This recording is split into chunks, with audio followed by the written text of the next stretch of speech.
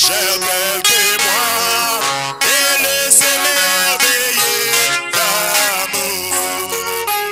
Oui, pour un perdu, condamné comme moi, le Père pour vivre, et le Sauveur mourir, c'est le rachat pour un esclave victime, qui longtemps méprise à la grâce. Oh, quel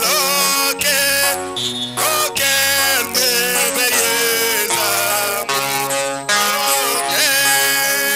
quel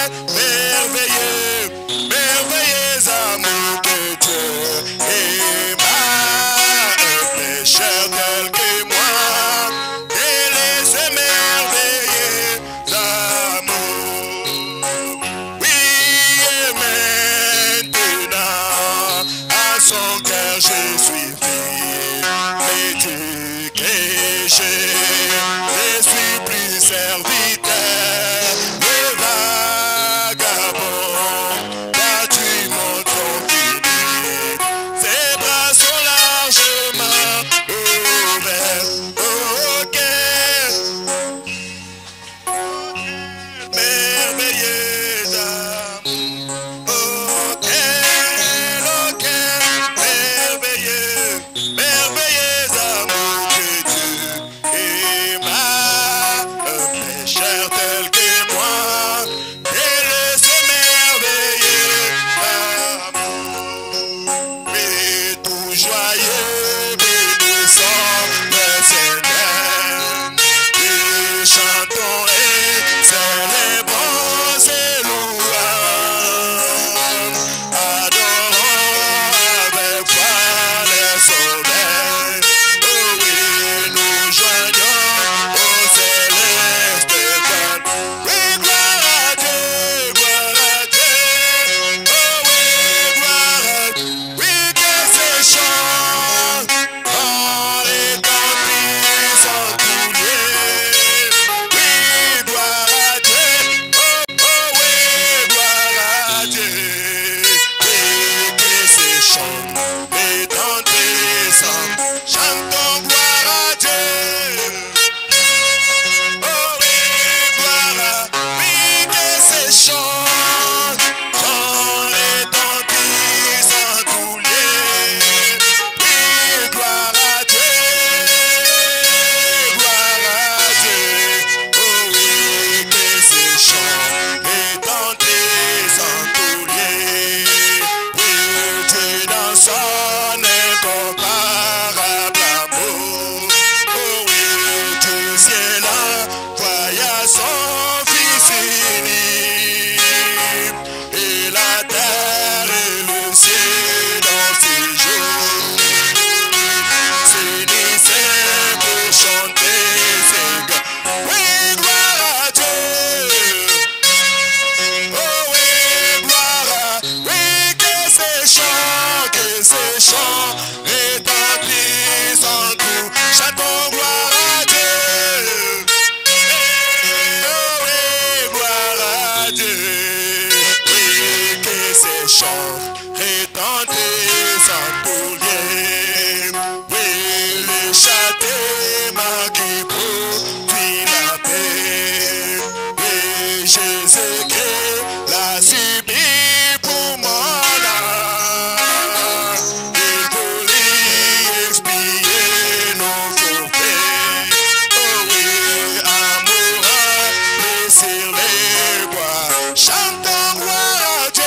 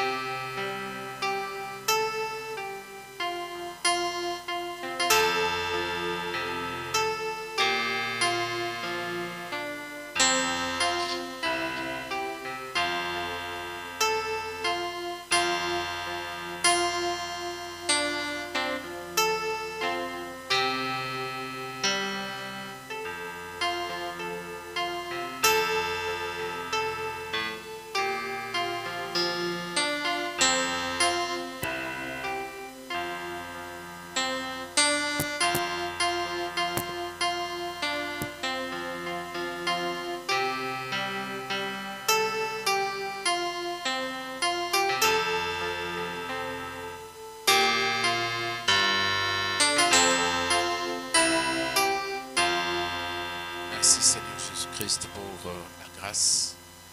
C'est encore une fois de plus la grâce que tu déverses sur ton peuple ce soir, de lui permettre de quitter des différents endroits, de leurs travaux, de leurs maisons, pour venir se regrouper autour de la nourriture à cette plat. Nous voulons, Seigneur Jésus, que tu puisses toi-même t'occuper de tout ce qui sera fait ici, Père, depuis la dispensation de la parole de Dieu jusqu'à tous les autres services qui vont se passer après. Nous voulons maintenant, alors que je vais prendre les pages de la Bible et les lire, les tourner comme toute personne qui a assez de bon sens peut le faire, Seigneur, mais c'est toi seul qui as la capacité de prendre ces paroles et ces citations, les vivifier et faire que cela produise de bons résultats parmi ton peuple. Puisses-tu nous accorder encore beaucoup de bénédictions, Seigneur, à travers la parole de Dieu. Soutiens-nous, Seigneur, et fais que ton peuple soutienne la parole lorsqu'ils seront en train de l'écouter et que cela puisse avoir beaucoup de valeur dans leur cœur. Ainsi, prends tout sous ta surveillance et bénis nos vies dans le nom qui est au-dessus de tous les noms de notre Seigneur et Sauveur Jésus-Christ. Amen. Amen. Que Dieu vous bénisse encore une fois de plus ce soir. Mungu amebariki tena hii magharibi. Nous allons lire dans le livre des Actes des Apôtres, verset 16. Tutasoma ndani ya kitabu ya Matendo ya Mitume sura yake 16. Nous commençons à partir du verset 30 en descendant. Kuanzia mstari 13 kushuka. Et il les fit sortir et il dit, Seigneur, que faut-il que je fasse pour être sauvé? Na wakatoka na wakasema, Bwana, inabidi tufanye nini ili tupate kuokolewa? Ici c'est Paul qui, avec son ami Silas, ils viennent d'être fouettés des verges et confiés au geôlier, qui est le chef de la prison. Hapa ni Paulo na rafiki yake Silasi wanatoka kuwapiga fimbo, wanawapeleka kwa mkubwa wa gereza. Et ils sont dans la prison. Na weko mbule ndani ya gereza. C'est dans la prison intérieure. Ndani ya gereza ya ndani. Et à partir de là, ils commencent à prier le Seigneur jusqu'à ce que les portes de la prison ont tremblé. Il y a eu un tremblement de terre. Na mule ndani walianza kuomba Bwana na kukakuwa mtingiziko ya nchi na milango ikafungulika ya gereza. Ils étaient en train de chanter, de louer Dieu, de prier. Walikuwa weko na imba, weko na sifu Mungu na kuomba. Et tous les prisonniers entendaient ce qui s'est passé. Na wafungwa wote walikuwa nasikia vile vinapitikana. Les portes se sont ouvertes. Milango ikafungulika. Et les geôliers pensaient qu'ils étaient sortis, donc ils avaient fui. Na ule mlinzi aliwazia kusema walitoka au walikimbia vile. Il a pris l'épée, il voulait se tuer, se poignarder. Paul lui dit stop. Akachukua mpanga, alipenda kujichinja, kujiua. Paulo akasema simamisha. Ne te fais point de mal. Usijifanyizie mubaya. Nous sommes là. Tuko hapa. Et c'est alors maintenant que il est tellement convaincu par ce qui vient de se passer, il pose la question. Na njo hapo akahakikishiwa na vile vinapitikana, njo akauliza. Comme c'était la nuit, vile ilikuwa ni usiku, il a demandé la torche. Akaomba taa. Il est entré. Akaingia. Et il s'est jeté tout tremblant aux pieds de Paul et de Silas. Akajitupa kwa miguu ya Paulo na Silas. Et il les fit sortir. Na akawatosha. Amen. Et dit, Seigneur, que faut-il que je fasse pour être sauvé? Na akasema, Bwana, nifanye nini ili nipate kuokolewa? Donc ce qui vient de se passer a provoqué un mouvement intérieur très puissant. Mambo ilipitikana ikachangamusha ule mtu. Paul et Silas répondit, crois au Seigneur Jésus et tu seras sauvé, toi et ta famille. Paulo akajibu na Silasi akusema, amini Bwana Yesu na utaokolewa wewe na jamaa yako. C'est de là que nous avons tiré notre merveilleux thème. Jo pale tulitosha kishina ketu kya kizuri. Ta famille. Famille yako. Ma famille. Au famille yangu. Alors vous pouvez vous asseoir. Mnaweza kuikala. Crois au Seigneur Jésus, tu seras sauvé, toi et ta famille. Amini Bwana Yesu utaokolewa wewe na familia yako. Et lui annoncèrent la parole du Seigneur. Na wakaanza kumhubiri neno ya Bwana. Ainsi qu'à tous ceux qui étaient dans sa maison. Na hivi na wote wale walikuwa ndani ya nyumba yake. Il les prit avec lui à cette heure même de la nuit. Akawachukua pamoja naye ile usiku moja. Il lava leurs plaies et aussitôt il fit baptiser lui et tous les siens. Akasafisha vilonda vyao kisha akabatiziwa yeye na watu wake wote. Les ayant conduits dans son logement, il leur servit à manger et il se réjouit. Na mlinzi toute sa famille, akampeleka kwa nyumba yake, akawapatia chakula, wakafurahi yeye na familia yake. De tous de ceux qu'il avait cru en Dieu. Na wote wale wenye walamini pamoja naye Mungu. Amen. Amina. Que Dieu bénisse sa parole. Mungu abariki neno lake. Je suis dans le message, la foi c'est notre victoire. Niko ndani ya ujumbe, imani ni ushindi wetu. Paragraphe 22, 23 et 24. Ubeti 22, 23, 24. Frère Branham dit ceci. Ndugu Branham anasema hivi. Bien, il y a tant de gens qui ne semblent pas avoir un but dans la vie.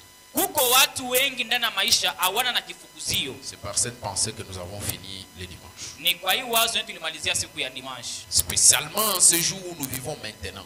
Ya upekee hii masiku tuko naishi. Les gens semblent juste penser que tout ce qu'ils ont à faire, c'est de suivre quelqu'un d'autre. Watu wanawazia yote wanaweza kufanya ni kufuata mtu mwingine. Avec les habitudes du monde, avec la séduction que le monde leur offre. Na zoezi ya dunia na matongozi yote dunia iko nawapatia. Juste comme ceci. Paka hivi tu. Si vous allez à l'école Kama unaenda kwa masomo et que certaines petites filles portent une petite robe ou un habit, na wabinti wengine wanavala makanzu ya mfupi au nguo ya vile, ou peu importe comment vous appelez cela, aizuru nini ile munaita, toute l'ambition des autres écolières, c'est de prendre modèle sur cette fille.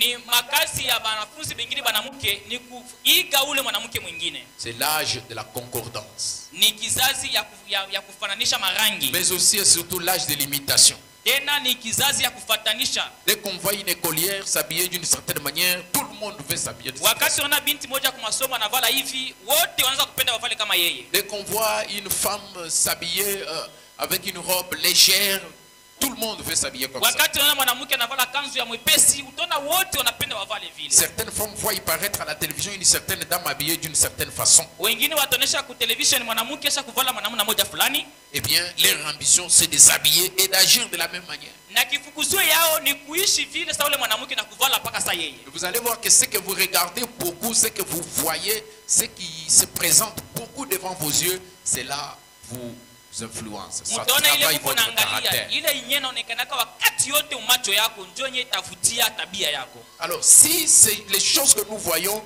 travaillent notre caractère à ce point, comment à combien plus forte raison la parole de Dieu travaillerait notre vie? Kama bintu bile tuko naona biko na cheza mifano yetu na mara ngapi sauti ya Mungu tuko nasikia ilipasha kufanya kazi maisha yetu. Je pense que nous sommes ensemble. Vous êtes là? Na wazia tuko pamoja mko hapa. Frère Branham dit, Ndugu Branham anasema, c'est ça les ambitions des gens aujourd'hui dans cet âge. hii ndio bifukuzio ya watu wa kizazi. Frère Branham dit, eh bien, leurs ambitions c'est de s'habiller et d'agir de la même manière. Ndugu wanasema bifukuzio vyao ni kuvala namna moja. Pas seulement de s'habiller mais d'agir. Haina tu kuvala lakini kutenda tena. C'est-à-dire, vous voyez une certaine femme qui agit d'une certaine manière dans un film et ça exerce une force sur vous et vous commencez à chercher à agir comme cette femme. Utaona mwanamke mmoja na filamu anacheza anavala vile anapenda na wewe unaweza kupenda kumfatanisha inavutia maisha yako. Mais laissez-moi vous dire que les films généralement ça vous présente du rêve. Na acha niambie kwa ukweli mafilamu iko na miweka ndani ya ndoto. Ça vous présente de l'utopie. Iko na mionyesha mambo yenye haikuwaki iko. Parce que ce qui se passe là, ce que vous voyez là, juu ile mko naona mule, ça a été travaillé pendant peut-être des années. Ilitumikiwa muda ya miaka ya mingi pour faire cette mise en scène là. Juu ya kufanya ile filamu kunaangalia. Et il faut se rendre à l'évidence que ce sont des gens qui sont en train de jouer une scène et il y a des caméras qui sont en train de filmer. Mnapaswa kujua ni watu weko nafanya kitu na kuko kamera iko na babamba. Ils jouent une scène. Beko na cheza filamu. C'est comme des pharisiens comme iko sawa vile wafarisayo vile ndugu Branham na baita. Ils jouent une scénette. Weko nafanya mizaa au michezo tu sene. Donc ils essayent de fabriquer quelque chose. Weko na pima kutengeneza kitu fulani. Et ils entrent dans la peau du personnage qu'ils sont en train de jouer. Na wanaingia ndani ya ngozi ya ule mtu mwenyewe kunachezea. Si celui qui joue dans la scène c'est une mauvaise femme. Kama ule eko ndani ya ile filamu ni mwanamke mbaya. Ou plutôt si celui que la femme interprète est une mauvaise femme. Ao eko na tafsiri matendo ya mwanamke mbaya. Donc elle va se comporter pour reproduire les gestes d'une mauvaise femme. Atafanya nguvu yake yote afanye matendo paka ya mwanamke mbaya. Et cela a pris du temps. Il faut se rendre na ile ilichukua wakati mrefu inabidi kujua vile. Pour comprendre, non, cette position n'a pas été bonne. Il faut comprendre comme ça parce que c'est de là que vient la lumière. Tout ça. Alors, tu dois froncer les fronts. Tu dois faire comme ça. ile mayote On travaille ça. geuka hivi, fanya hivi, juu kuko mwangaza, yote ni kazi wanafanyaka. Nous sommes dans l'âge de l'information. Tuko mkizazi ya habari, La grande vitesse. ya haraka sana. On essaye de fabriquer quelque chose. Et vous, vous êtes là. Vous tombez sous l'influence de ce qui est en train d'être forgé là-bas. Banatengeneza kitu na wako pale, unaingia mwa ile uvuto ya bile bibi unafanisika mule. Et vous voyez que les femmes préfèrent s'adapter au comportement d'une femme du film Na utaona mwanamke yuko napenda kuishi sama mwanamke yule mwenye aliona museri, que de s'adapter au comportement d'une femme de la Bible. kuliko kuambatana na tabia mwanamke ya Biblia. La véritable télévision que nous devons regarder, nous les femmes du message, c'est la Bible. Television ya kweli yenye tunapaswa kuangalia sasa vile mwanamke ba ujumbe ni Biblia. Et le message. Njo na ujumbe. C'est ça la télévision devant laquelle nous devons rester le plus longtemps possible. Njo television yenye tunapaswa kuiangalia wakati yote. Cette télévision a beaucoup de films qu'il faut regarder. Hii television iko na filamu ya mingi unaweza kuangalia. Vous voulez devenir une bonne femme, regardez le film de Sarah. Kama unapenda kuwa mwanamke mzuri, angalia filamu ya Sara. Vous voulez être un bon mari, regardez le film d'Abraham. Kama unapenda kuwa mume mwema, angalia filamu ya Abraham. Suivez ça des heures et des heures, ça vous changera. Masaa na masaa Le itakubadilisha. film que vous regardez là, Ile mafilamu mko naangalia, ça vous abîme au lieu de vous changer.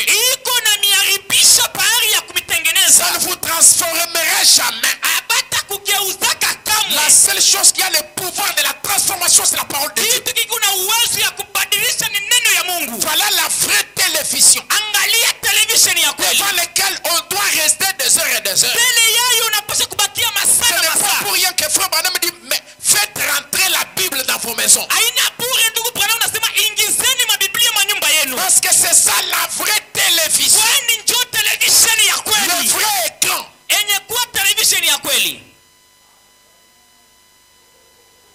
Frère Branham nous dit, Ndugu Branham anatuambia, lorsque vous restez longtemps dans la présence d'une chose, wakati unabakia wakati mrefu muwepo ya kitu fulani, cette chose-là vous influence. kile kitu kinakuvutia. Frère Branham dit, Ndugu Branham anasema, il semble que la limite des ambitions des Américains, c'est avoir un nouveau travail ou avoir une augmentation de salaire et avoir une télévision ou une nouvelle voiture. inawezekana mafukuzo ya Amerika ba mingi kupata kazi mzuri, iko na kulipwa mzuri au kuweka television mnyumba Les yake. amis, il faut d'abord savoir que nous ne sommes pas des sédentaires sur la terre. Nous sommes des voyageurs. Marafiki yangu mnapaswa kujua hatuna bantu ba kuikala pa dunia, tuko basafiri. Nous sommes en passage. Tuko msafari. Laissez-moi dire ceci. Acha niseme hivi. Ces choses peuvent être très bien. Hivi vitu vinaweza kuwa vizuri kabisa. Avoir une augmentation de salaire. Kuongozewa mshahara, Avoir une nouvelle télévision. kupata television ya mpya, Avoir un nouveau travail. kukuwa na kazi ya mpya, Gagner de l'argent. kuwina makuta au fedha. Ces choses peuvent être bien. Yote ile ni mzuri. Mais il y a dans la vie humaine des ambitions plus élevées que ces choses-là. Lakini mu maisha ya bumuntu kuko mavifukuzo ya nguvu ya yulu kupita ile. Les ambitions les plus élevées, Vifukuzo vya juu sana ni nini? ce n'est pas d'avoir un grand travail. Haina kukuwa na kazi Ce ya n'est pas mzuri. d'avoir de l'argent. Haina kuwa na fedha Ce ya n'est mingi. pas d'avoir une nouvelle télévision. Haina kuwa na television ya Ce n'est mpya. pas d'acheter une type. Haina ya kuuza gari. Pas d'acheter un amer. Haina ya kuuza Ce amer. n'est pas d'acheter arrière. Haina ya kuuza Ce arrière. n'est pas d'acheter une veste de $800. Haina ya kuuza koti ya $800. Ce n'est pas de se parfumer un parfum de $150. Haina ya kuweka marashi ya $50. Les ambitions les plus élevées. Vifukuzio vya juu sana. Voici les baromètres de l'âge qui nous donnent les ambitions les plus élevées. Ona kipimo ya kisasa yenye natuonesha mavifukuzio ya juu. Les ambitions les plus élevées. Vifukuzio vya Ce juu n'est pas toutes ces choses-là. haina vile vitu vyote. Frère Branham dit, Ndugu Branham anasema les chrétiens doivent s'affectionner aux ambitions plus élevées. Wakristu wanapasha kupenda kuwa na mavitu vya juu. 25. Je pense qu'il nous serait avantageux à nous tous de nous asseoir Na 15 na wasia itakuwa vizuri kwetu sisi wote tuketi et de nous demander d'abord pourquoi nous sommes ici na kujiuliza mbele juu ya nini tuko hapa. et est cet être qui a assez été aimable pour nous aimer, pour nous amener ici? Na ni kiumbe gani kenye kilitupenda sana juu kitulete hapa? Nous devons considérer cela et lui demander ce qu'il voudrait que nous fassions. Na tunapasha kuichukua na mafaa na kumuuliza tufanye nini. Vous pensez que son ambition, la raison pour laquelle il vous a placé sur la terre, c'est de gagner de l'argent? Munawazia kifukuzo yake au sababu yenyewe limeweka pa dunia ni kupata pesa C'est d'obtenir un travail? au kupata kazi mpya C'est d'acheter un véhicule? au kuuza gari? Est-ce que c'est pour ça que Dieu vous a envoyé sur la terre? Eti njoo sababu yenyewe Mungu alikutumia pa dunia? Vous le pensez vraiment? Munawazia vile? Pas du tout. Haina vile. Il y a des ambitions plus élevées que ça. Kuko bifukuzo bya juu kupita ile. Les buts que nous sommes venus accomplir, Kitu kile tulikuja kufanya, c'est qu'il a envisagé pour nous. kile kenyewe alipenda tufanye. Mais il semble que nous désirons juste suivre le monde. Na inaonekana tunapenda sana kufuata dunia. Cela me rappelle une fois. Ile inanikumbusha mara moja. Je n'aime pas prononcer ces mots, mais c'était juste un clochard qui est venu à la porte. Mimi sipende kusema hivi, usawa vile mtu mmoja wa mazimu alikuja mbele ya mlango wangu. Je crois que je parlais de ça le dimanche. Na wazia nilisemea siku ya Mungu. Il a, Frère Branham l'a appelé, il lui a donné un morceau de sandwich. Ndugu Branham alimuita akamchukua akampatia kipande cha mkate. Et il a commencé à manger. Il a avalé un gros morceau, il a regardé. Akameza kinene akaangalia. Et puis il lui a posé la question. Na kisha akamswali. Je lui ai dit, Nikamwambia, d'où venez-vous? unatoka wapi? Il a juste haussé un peu les épaules. Anatingiza mbele mabega yake. Il était en train de manger. Alikuwa yuko nakula. Et il a dit, Na akaniambia, de nulle part. sitoki fashi. J'ai dit, alors où allez-vous? Asa huko nenda wapi? Et il a arrêté de manger. Na akaacha kula. Il m'a regardé et a dit, Akaniangalia nasema, nulle part. siendi fashi. Il a regardé tout autour. Anaangalia pembeni Il a avalé yake. un gros morceau. Il a dit, Anameza mkate ingine anasema, Messieurs, Bwana, juste là où repose mon chapeau, baka pale penye batangukia kofia yangu. c'est là que je me repose. Njo pale mitaikalia. Il y a des gens qui sont victimes des circonstances. Kuko watu wenyewe weko naanguka mkiambo ya matukio ya maisha yao. C'est-à-dire quelqu'un qui n'est pas maître de son destin. Ni kusema mtu eko na shinda kuongoza matukio ya maisha yake. Quelqu'un qui ne tient pas au volant de son véhicule. Mtu mwenyewe aongozi gari yake peke yake. C'est-à-dire le volant est en l'air, il va dans tous les sens. Ni kusema vola iko nazunguruka ngambo yote yenye pepo iko naendea. Un véhicule qui n'a pas de frein, Gari yenyewe haina na frein. il va tomber où?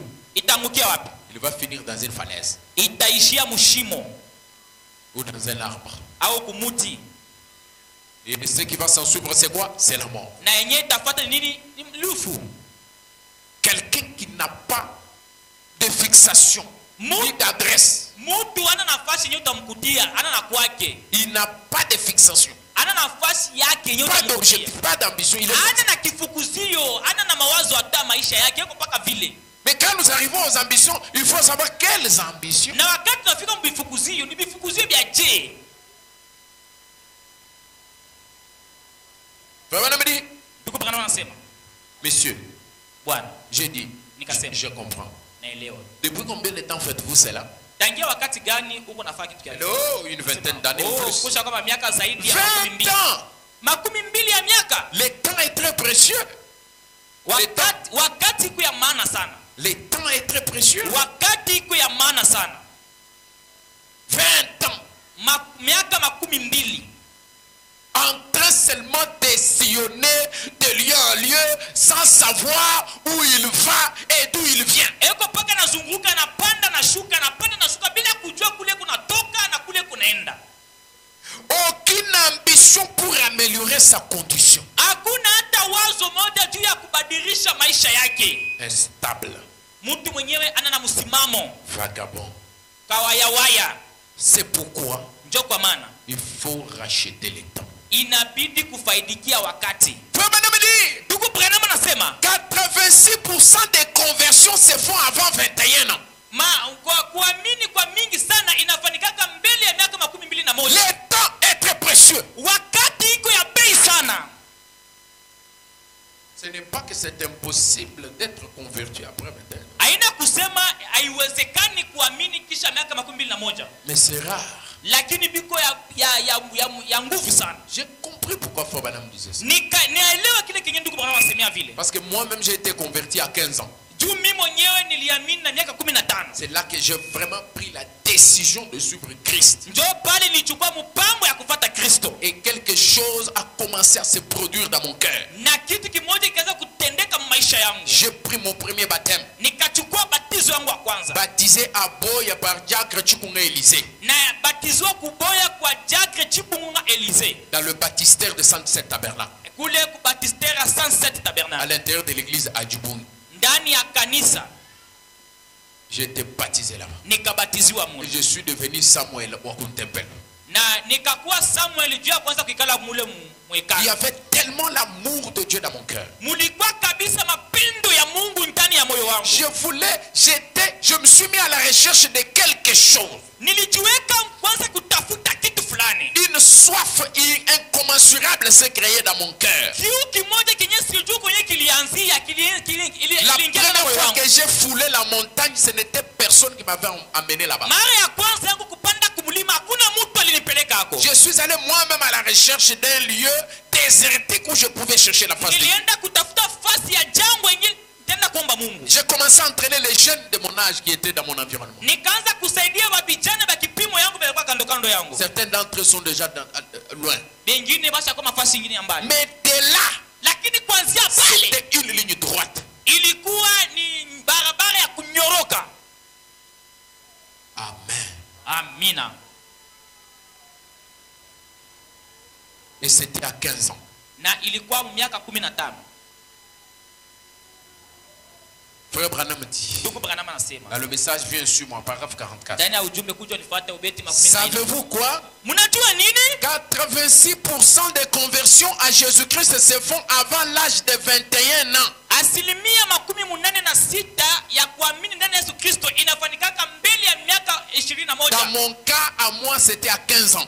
Mungambo yangu mimi ilikuwa ni miaka 15. J'ai pris mon premier baptême à 15 ans. Nilichukua batizo wangu wa kwanza na miaka 15. J'étais l'enfant d'un frère. Nilikuwa mtoto wa ndugu. Mais il fallait que je devienne un frère. Lakini ilibidi nami nikuwe ndugu. Ce n'est pas parce que vous êtes fils d'une sœur ou d'un frère qui croit le message que vous aussi vous serez sauvé parce que votre mère ou votre père est sauvé. Haina kusema kama uko mtoto wa ndugu au wa dada utaokolewa kwa sababu mama yako na baba yako wanaokolewa. Dieu n'a pas de petits-fils. Mungu ana na bankana. Dieu a des fils. Mungu yako na batoto. Dieu n'est pas un grand-père. Mungu ana nkambo. Dieu est un père pour tous. Mungu ni baba wa wote. De la même façon qu'il est père pour votre père, Namuna yote yenye ko baba tu baba il yako. ne devient pas votre grand-père parce qu'il est père de votre père. Ana nkambo yako juu anakuwa baba yake ya baba yako. Il doit être votre père. Anapasha kuwa baba yako. Père direct. Baba wa mara Et vous moja. devez être engendré de ces jeunes. Na unapasha kutoka mdamu yake. Quelqu'un qui est engendré par Dieu, Na mtu mwenyewe anatoka mdamu ya il Mungu. reflète les qualités, les caractères de son père. Ataonesha matabia ya baba yake. Caïn reflétait les caractères de son Kaini père. alionyesha tabia ya baba Son yake. père, c'était Satan le serpent. Baba yake alikuwa ni shetani nyoka. C'était Maha, Alikuwa ni Maha. le rusé, l'astucieux. Mujanja mkalamuzi. Mais Abel Lakini Abeli était la manifestation des alikuwa qualités ni de son père. kionyesho ya matabia ya baba Son yake. père, c'était Adam. Baba yake alikuwa ni Et Adamu. Adam, Na Adamu il provenait de Dieu. alitoka kwa Mungu. Frère Branham dit, Ndugu Branham anasema beaucoup de conversions, makuamini kwa mingi 86%. asilimia 86. Ça veut dire qu'il reste combien de pourcentage? Ni kusema kunabakia asilimia ngapi? 14% seulement. Asilimia 14. Bon, donc sur 100% des conversions. Asilimia moja ya watu wako naamini. Ici dans cette église, nous sommes au-delà de 170, 100 au-delà. Hapa mai kanisa tuko zaidi ya watu 100. Maintenant, prenez sur 100. Asa chukua mu 100. 100 conversions. Watu 100 wenye kuamini. Mesurons peut-être le nombre que nous sommes ici aujourd'hui. Tupate kupima kadiri ya watu tuko Je hapa. pense que nous pouvons être à 100 ou quelque chose. Tunaweza kuwa 100 au kupita. Maintenant, sur les 100 ici, Sasa mwa hii 100 86 personnes, watu 86 des gens qui sont convertis ya watu wale wenye wanaamini kabisa. sur les 100 personnes Katikati ya watu 100 ne sont convertis souvent qu'à avant 21 ans. waliamini zaidi mbele ya miaka 21. Des conversions véritables. Kuamini kwa kweli. C'est que vous avez beaucoup de probabilités de manquer le salut quand vous êtes déjà au-delà de 21 ans. Ni kusema kunawezekana ukose wokovu kama ushakupitisha miaka 21. Et faites beaucoup attention. Na ufanye angalisho kabisa. Pour que vous soyez dans les 14 là. Juu ukwe katikati ya bale batu 14.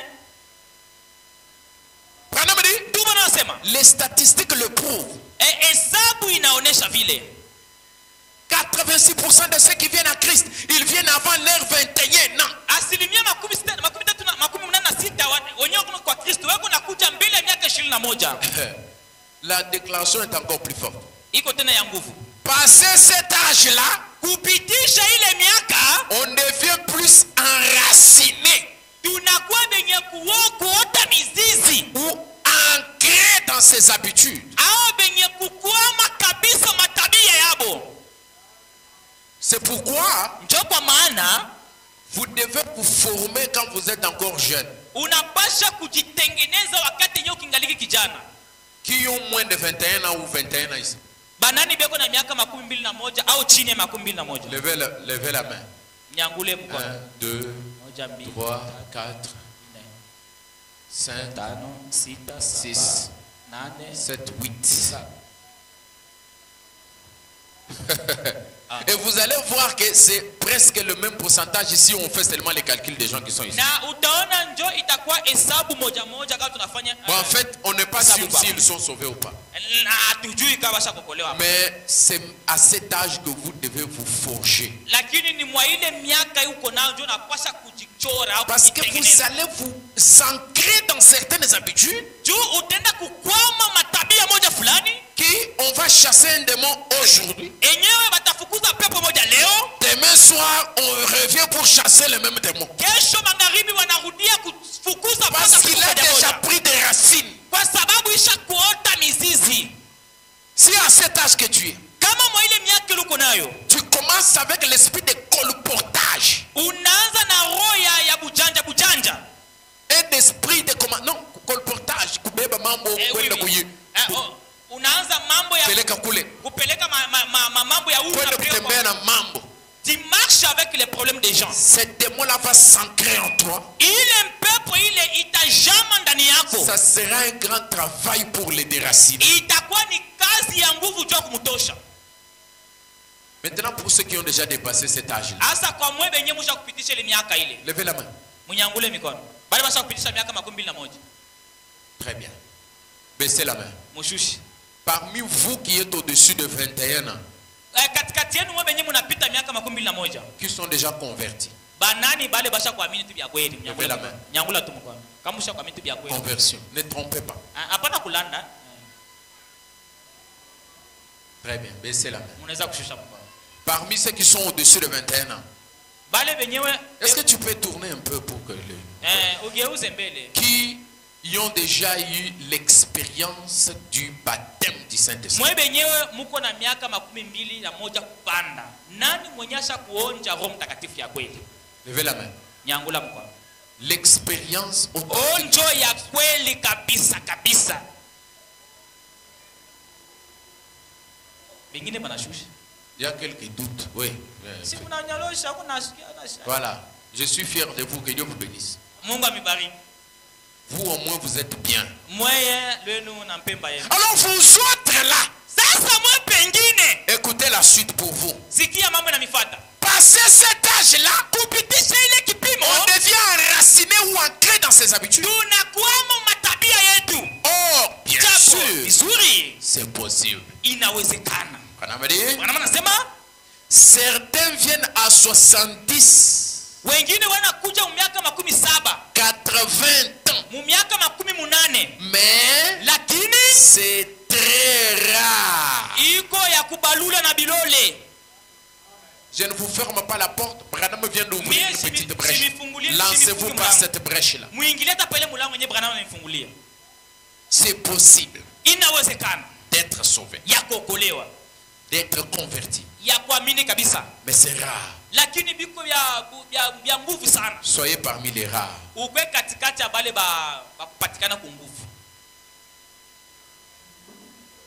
Vous bâtissez votre personnalité quand vous êtes jeune. uko najenga Merci, bumutu bwako wakati nge ungaliki mtoto. Vous bâtissez Uko najenga votre personnalité. uko najenga bumutu bwako. Être une personne, c'est différent d'avoir une personnalité. Kukua mutu isha kuachana na kuwa na bumuntu. Est-ce que nous sommes ensemble? Eti tuko pamoja. Avoir une personnalité, Kukua na bumuntu c'est ce qui fait ce que vous êtes là. njo ile iko nafanya kile wewe uko. Vos habitudes là. Matabia yako ile. Votre caractère. Tabia yako ile. C'est ce qui s'appelle personnalité. Njo ile iko naitwa bumuntu. Mais toute personne est une personne. Lakini kila mtu ni mtu tu. Mais toute personne n'a pas une bonne personnalité. Lakini kila mtu ana na bumuntu wa buzuri. La personnalité, Bumuntu c'est ça vous. njo wewe mwenyewe. Votre honnêteté, Uwazi wako au waki wako, le respect de vos paroles, heshima ya masauti yako, la discipline personnelle. kujipatia wewe mwenyewe maadibisho ya wewe moya. Vous vous dites, quand j'ai déjà fait une promesse à quelqu'un, Unasema kama nisha kulaka mtu kitu je dois réaliser. napasha kutimiza. Vous bâtissez votre personnalité. Uko najenga bumuntu bwako. Si vous commencez avec les mensonges jeunes, Kama unaanza na bongo mubutoto, un seul mensonge deviendra deux deviendront bongo quatre moja deviendront kwa huit. pili itakuwa tatu itakuwa ine Et itakuwa c'est ce qui sera votre personnalité. Et votre personnalité va s'appeler menteur. na njo itakuwa bumuntu bwako na bumuntu bwako butaitwa muongo. Si vous convoitez une fille du quartier, Kama uko natamania mwanamke wa mkartie yenu, vous commencez à la suivre. unaanza kumfuata. Vous la rencontrez. Vous allez avec elle. Unakutana naye, unaenda unatoka naye. Une sera deux seront quatre seront huit. Atakuwa moja, kesho atakuwa bawili, Et kesho c'est ce qui atakuwa va wanane. être votre personnalité. Ça va s'appeler prostituée Na njo itakuwa adultère. mutu bwako batakuita kaba ndumba msharati. Mais quand vous êtes jeune, Lakini wakati ungaliki kijana, vous regardez le péché et vous fouillez. unaangalia zambi na unakimbia. Vous vous réservez. Uko na jikinga. Vous détournez les regards des femmes Uko mal na habillées. geuza macho kwa mwanamke mwenye kuvala Vous mufaya. êtes en train de forger votre personnalité. Uko naenda na jenga bumutu bwako. Encore tout jeune. Ungaliki mtoto. Parce que les mauvaises habitudes Kwa sababu matabia mubaya s'enracinent. inaikoka mizizi Et ça devient difficile de les déraciner. na inakwaka nguvu kuingola. Donc votre délivrance, il faut vous baptiser, vous enfoncer même pendant 30 minutes dans l'eau pour vous faire sortir. Ukombozi wako inabidi kukuweka mumai saa mzima juu bakutosha, Pour que tout ce qui est en vous là puisse rester en dessous. juu vyote biko mule bibakie Ça mumai. devient de la gymnastique. Inakuwa ni mambo ni kachi. Mes amis, c'est important. Barafiki yangu ni vya maana sana. Bâtissez votre personnalité quand vous êtes jeune. Jenga bumuntu bwako wakati ngeo ngaliki mtoto. Et laissez-moi vous dire ce soir, Na acha nimeambie magharibi, vous êtes des jeunes. muko ba vijana. Même si vous n'avez pas 21 ans, Hata kama una miaka 21, même si vous avez 35 ans, hata kama uko na miaka 35, vous êtes jeune. uko kijana. Alors bâtissez votre personnalité. Sasa jenga bumuntu bwako. Parce que vous avez encore de la jeunesse et de la force et de la vigueur en vous. Juu ngaliki na bujana na nguvu ndani yako. Je suis jeune. Niko kijana.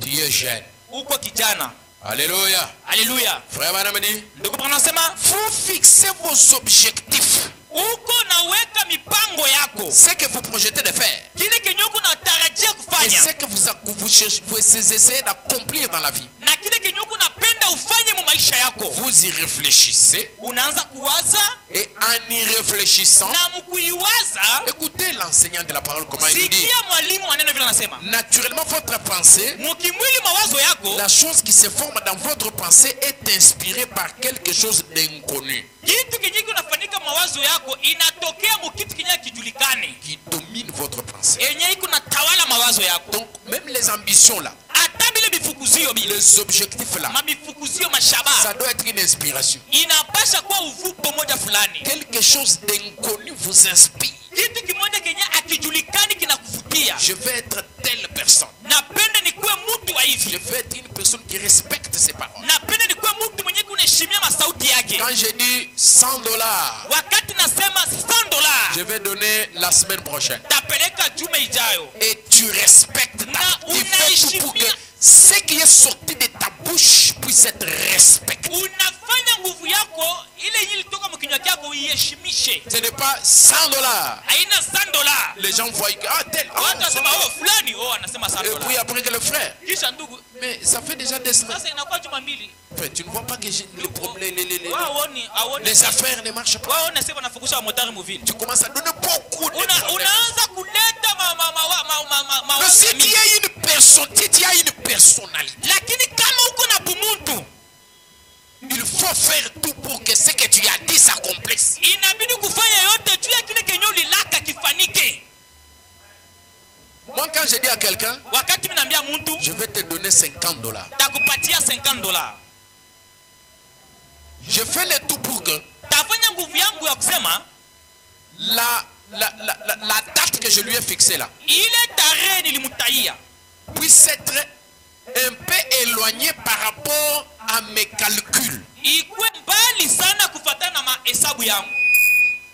C'est-à-dire, si je rate le mardi, je vais avoir le vendredi. Maana yake ni kusema kama nakosa siku ya pili nitaipata siku ya tano. Alors, moi, je vais lui fixer le lundi prochain. Sasa mimi nitamwekea siku ya kwanza ya juma Je ijayo. lui dis, je vais te donner $50.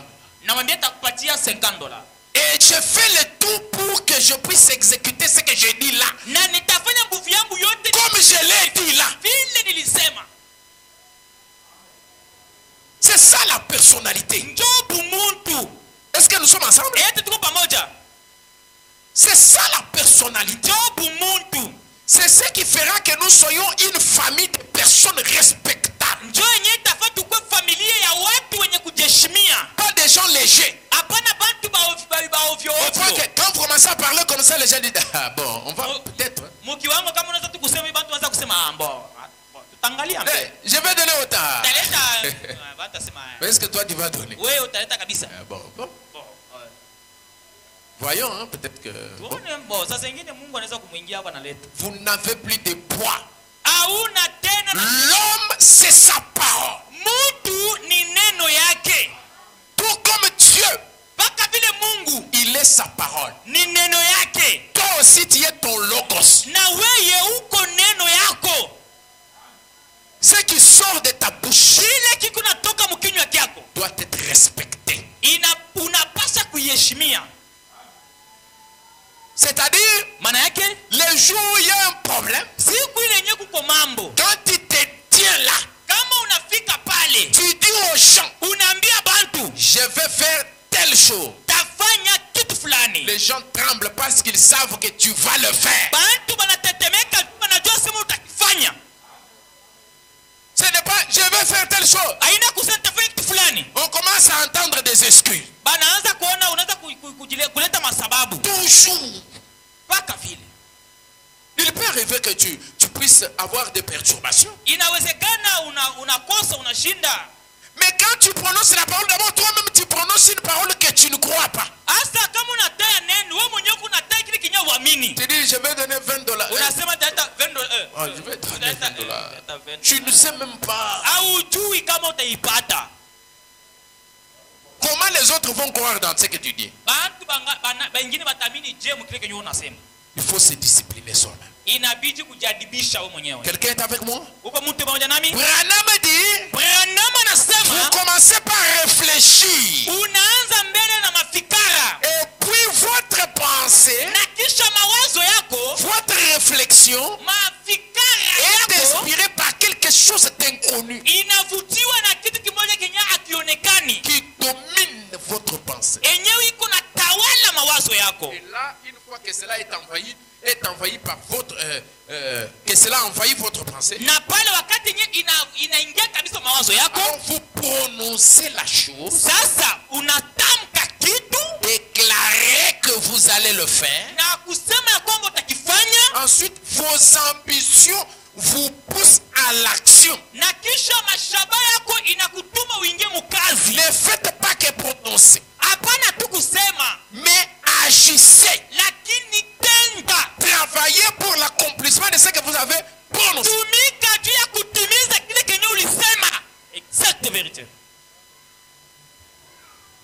sommes ensemble. tuko pamoja.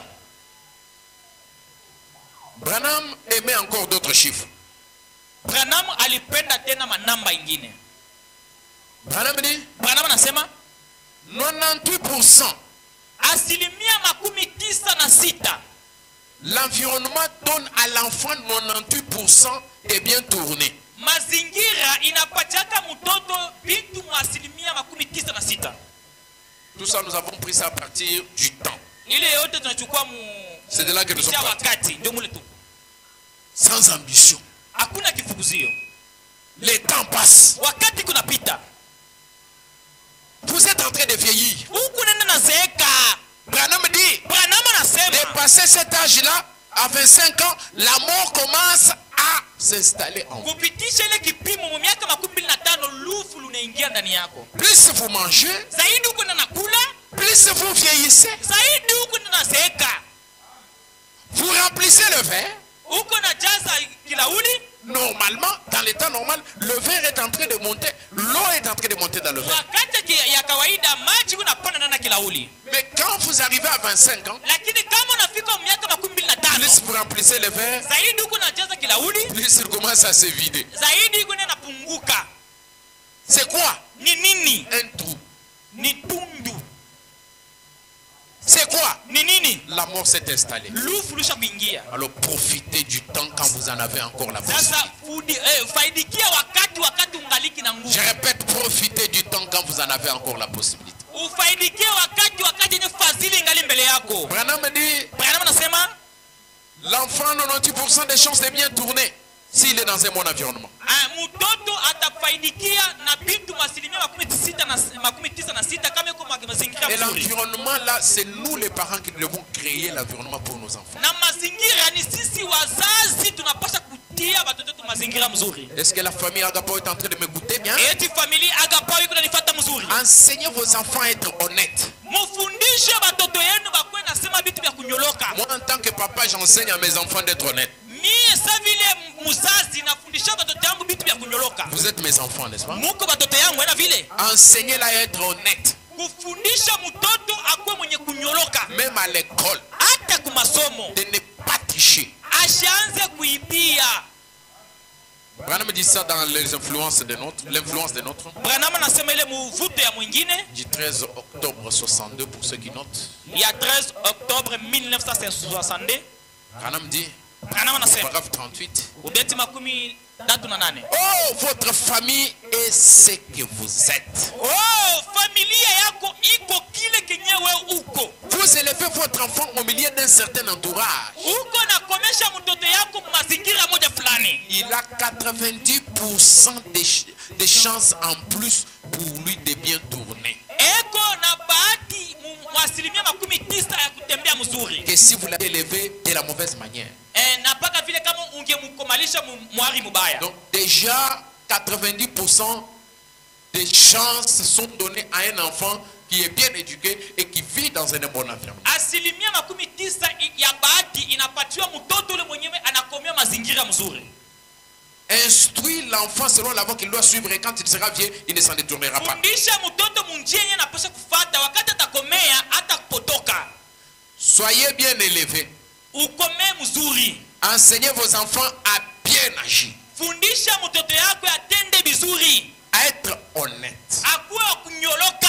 Et vous savez, vous ne pouvez pas dire à l'enfant, sois honnête si toi tu n'es pas honnête. Na hautafundisha mtoto anyoloke kama wewe mwenyewe uko wakunjama. Il faut le lui enseigner par votre propre exemple. Inabidi kumfundisha kupitia tabia yako wewe mwenyewe. Si vous mentez en présence de vos enfants, c'est ce que vos enfants feront. Kama uko na landa mbele ya batoto yako na njoo vile batakuwa. Si vous volez en présence de vos enfants, c'est ce que vos enfants vont faire. Kama uko na iba kumbele ya batoto yako na njoo vile batakubea. Et tu envoies même l'enfant dans cette aventure-là. Entre dans la maison, prends le sac de ton père. Na unaingisha mtoto mwa ile mambo ya vile. Quel fils tonton. Tu commences à faire Unaanza kutusha. Leo bana muripa. Chuk. Famille. Angalia mbele yako Angalia unakuja. kwa mbele unakuyo. Unatosha. Chuk. Unatosha tu unaweka. Kwenda urudishe. Ndio kurudisha. Paka pale ulibeba. Natosha ma 20 000, 20 000, ma 20 20 000. 000 ile unaweka pembeni, unaacha mpaka ma 1000 francs na ma 500. Et qu'est-ce que l'enfant va retenir? Sasa mtoto tabamba nini? Il va comprendre que c'est normal. Ataona kusema kuiba ni kawaida. Parce que tu l'as fait participer à une mauvaise action. Juu unafanya naye kazi mubaya. Et ça reste ancré en lui. Na inabakia yenye kujama ndani yake. Quand on va lui prêcher la parole, Wakati batamhubiri neno, son disque sera déjà gravé de la mauvaise manière. diske yake itaanza kukrashe. Parce que les enfants, Juu batoto ce sont des disques. ni madiske. Ils sont vierges. Enyewe abayoweka mukitu. Leurs pensées, leurs mémoires sont vierges. Mawazo yabo na vichwa vyabo biko Je vous ai toujours dit hamuna ça. kitu. Na niambia mpaka vile. Ce que vous gravez dans l'enfant là, en premier lieu là, c'est ce qui reste. Kile kenye utaweka ndani ya mtoto mara ya kwanza ndio kitabakia. Regardez votre enfant. Angalia mtoto yako. Si vous lui avez déjà dit que 2 plus 2 égale 4. Kama ushakwambia mtoto wako sema 2 plus 2 ni 4.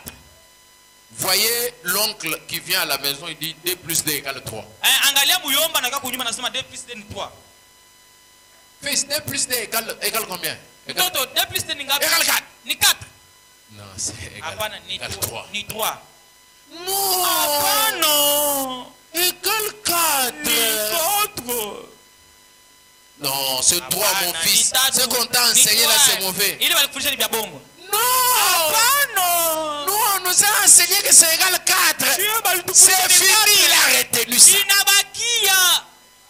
C'est pourquoi, s'il trouve un mauvais professeur, Ndio kwa maana kama napata mwalimu mubaya, il va l'abîmer. atamwalabisha. Vous, vous êtes le premier professeur de vos enfants à la maison. Na wewe ndio mwalimu wa kwanza watoto yako kunyumba. Si vous êtes l'aîné accroché à la télévision du jour Kama du mpua matin yako jusqu'au yuko soir, mpaka naangalia television kila siku munyumba yako. c'est ce que vous êtes en train de dire à vos enfants de faire. Ndio kile kenye uko unaonyesha watoto wako bafanye. Faites beaucoup attention.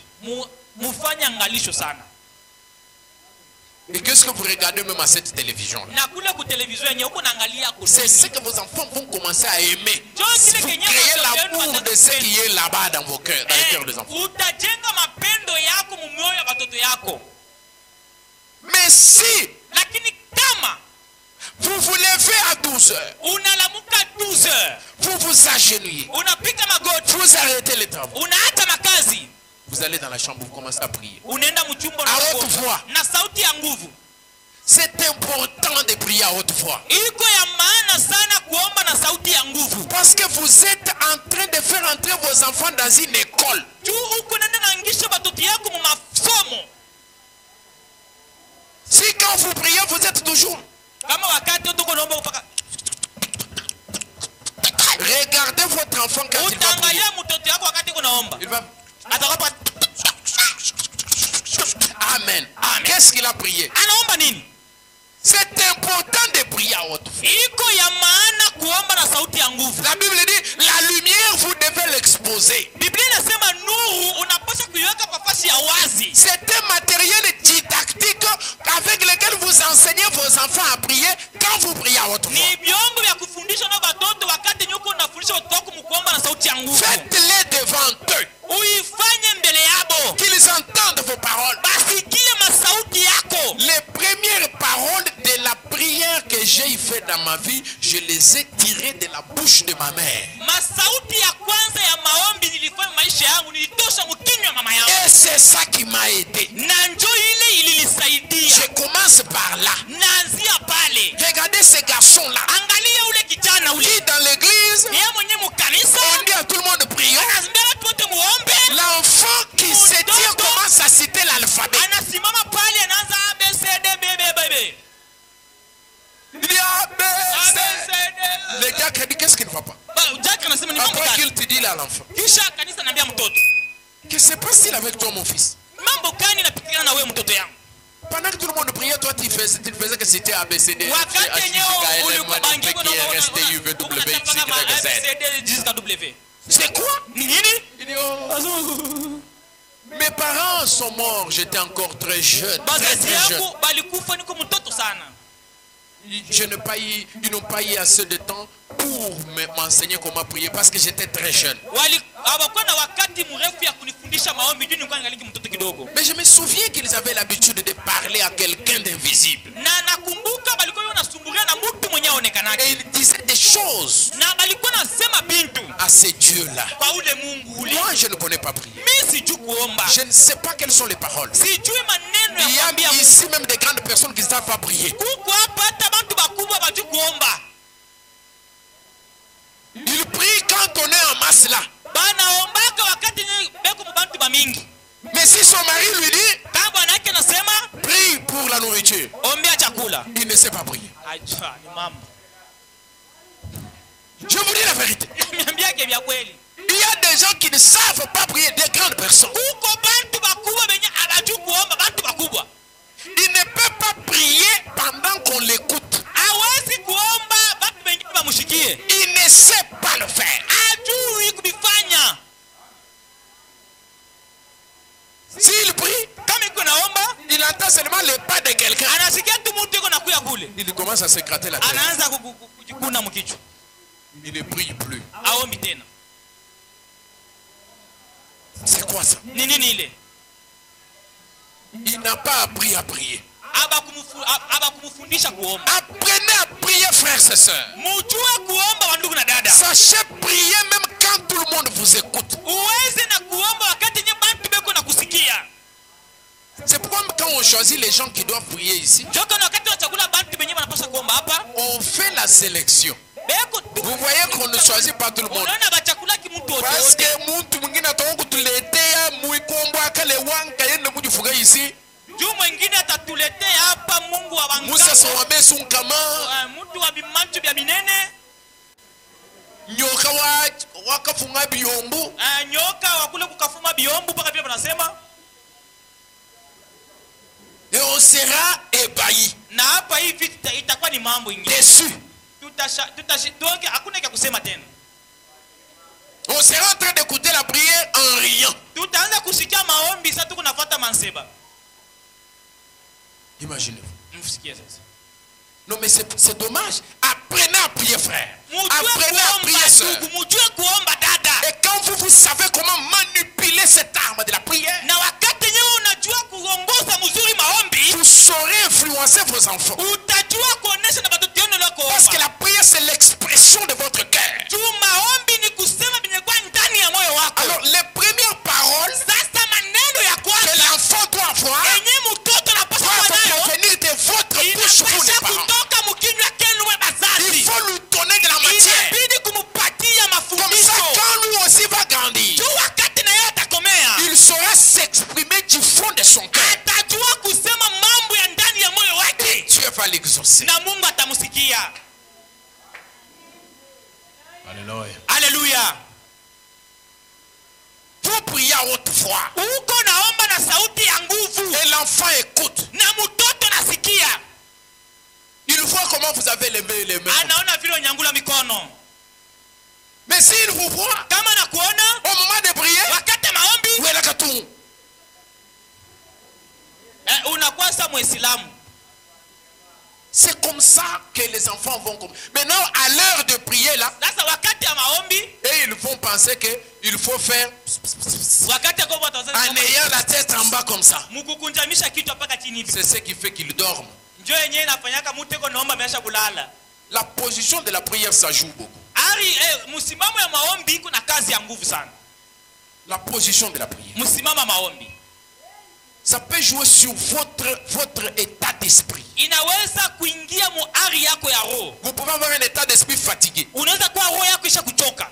Et quand vous êtes déjà fatigué, Na wakati usha kuchoka, à genoux c'est bien, kumagoti ni mzuri, mais debout c'est mieux. lakini kuima ni mzuri kupita. Est-ce que vous m'entendez? Eti mnanifuata? Vous êtes déjà fatigué. Usha kuchoka. Mais ce n'est pas que quand vous êtes fatigué, vous ne devez pas prier. Haina kusema kama usha kuchoka utaomba, hapana. Fatigué, vous devez prier quand même. Usha kuchoka unapasha Parce que kuomba. la prière, c'est une préoccupation comme un travail dans la vie. Juu maombi inakuwa ni jukumu moja mu maisha sawa vile C'est kazi. tout un travail dans la vie d'un chrétien. Ni kazi mu maisha ya Mkristo. C'est la graisse dans le moteur d'un chrétien. Ni mafuta ndani ya motori ya Mkristo. Et quand vous êtes fatigué, Na wakati usha kuchoka, ne donnez pas la chance au diable hapana kumpatia shetani réussir. Je ne suis pas en train de faire des pitres ici. Je suis en train de vous transmettre la vie. Sifanyi miza hapa, niko na miambukiza uzima. Prenez la position debout. Usimame tabwima.